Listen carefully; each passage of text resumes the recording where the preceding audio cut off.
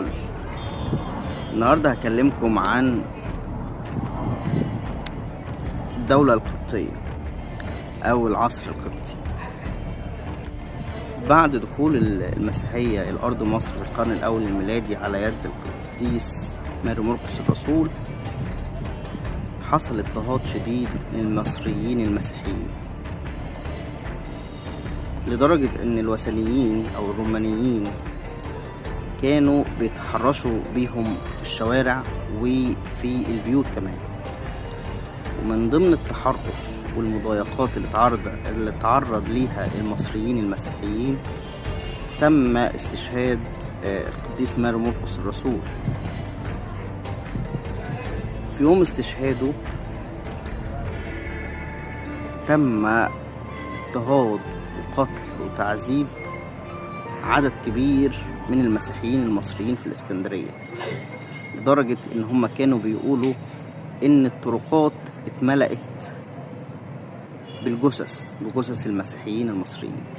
ولما تولى تراجان الإمبراطور الروماني حكم مصر عام 98 ميلاديا، كان عدد المسيحيين في الإسكندرية زاد جدا.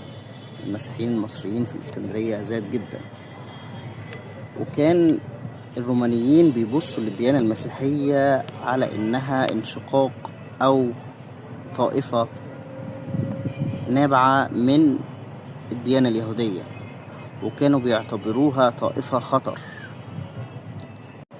ولما اشتعلت ثورات اليهود ضد الدولة الرومانية في الوقت ده،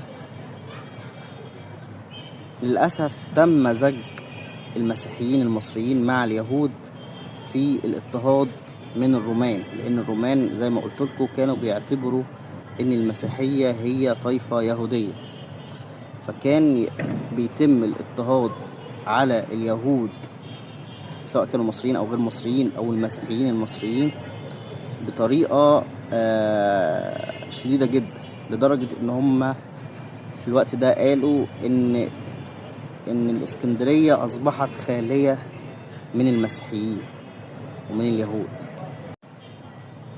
واشمعنى الإسكندرية؟ الإسكندرية كانت تعتبر مكان المدرسة اللاهوتية اللي أسسها ماري مرقس الرسول، والمدرسة اللاهوتية دي تأسست عام 68 ميلاديا، وكان دورها هو نشر الديانة المسيحية بين المصريين. ولما كان مكانها في الإسكندرية فكان عدد المسيحيين كتير جدا، فعشان كده كان الاضطهاد في مدينة الإسكندرية كان كبير جدا على المسيحيين.